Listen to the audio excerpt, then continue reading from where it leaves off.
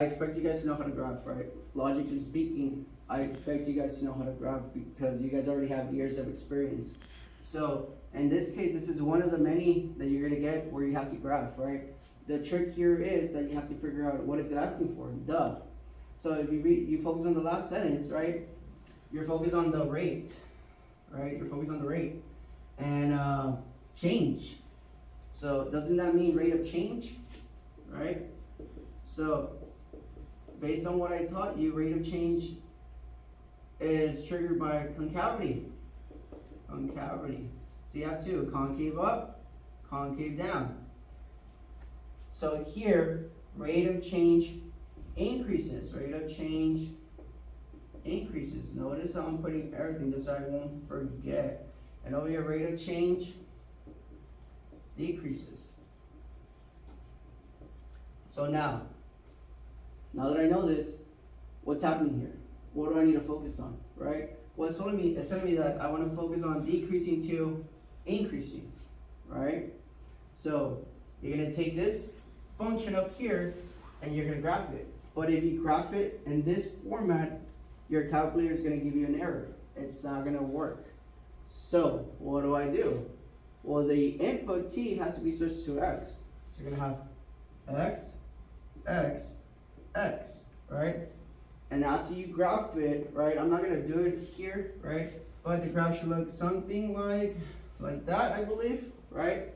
So here's where you have to figure out what causes this right here. What causes concavity to go from decreasing to increasing? What happens to what's a shift that's happening here, right? So you have to think of the inflection point. Inflection point is what splits concavity to concave up, concave down, right? So you need to figure out where is the inflection point, right?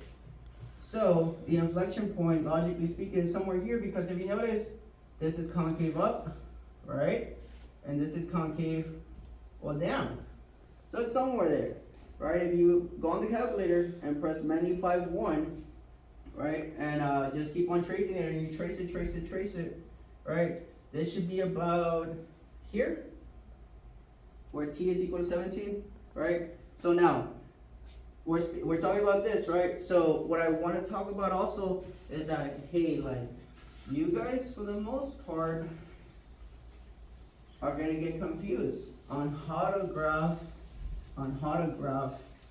the trig, right? So let's say we have a scenario where you have cosine squared theta plus sine squared theta. You can put a 2 here, right?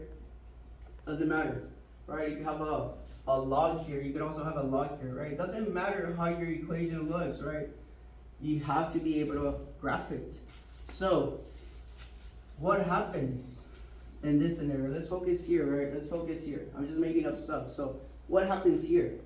How should I graph this? If I try to graph it like this, it's going to give me an error. So what should I switch? So we switch the input to an x. So the same thing here, theta is the input, so switch it to an x. So now you have cosine square of x plus 2 sine squared of x, right? So going based on that, if I try to graph it in this format, it's also going to give me an error because you have to remember when the trig is squared, the trig is not going to go in the middle. The trig is going to go first, and the square is going to be the second thing shown, right? So you have to rearrange it in this format. So if you put the square in the end, I believe you're going to get double parentheses showing. And that's completely fine, don't panic, okay? But just graph it.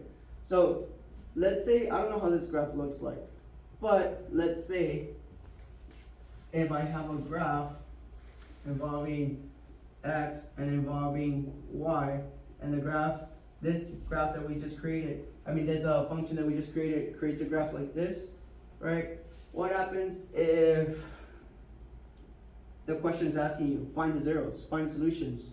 So I would try to target all of these right here, where the graph hits the x, right? And you can do -1, it's gonna tell you the zeros, right?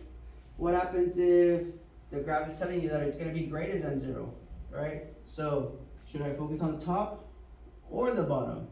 Well, it should be the top portion. We don't even consider these on the bottom, right? So my intervals could be something like, let's say 0, let's call this one 2.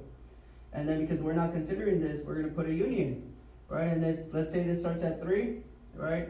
Ends at 5, right? And so on. But just be considerate that if you're talking about inequalities and you're focused on top or bottom, make sure that, right, you're dealing with the union. Also, right, for the most part, what about if you have a domain restriction? So let's say that my domain restriction here goes from 0 all the way, theta, all the way to pi. So on this one, I am going to show you on the calculator where to put the domain restriction, right? So because a lot of you guys forgot. So let's say here, right, we put cosine of x, right, and you square it, and then let's just keep it in that formula, right? Let's say you have this scenario, right? So hey, don't forget that my graph has to be in radians, right? Let me erase this real quick, right?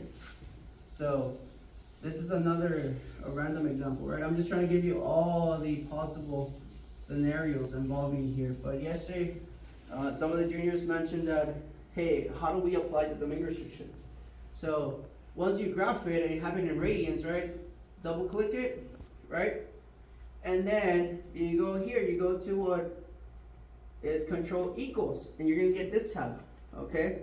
So you're gonna go to this little line right here, and you're gonna press it.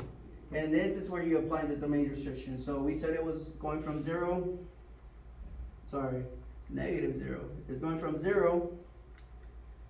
And then you have x, right? Because we switched theta to x. And going all the way to, let's say, pi, right?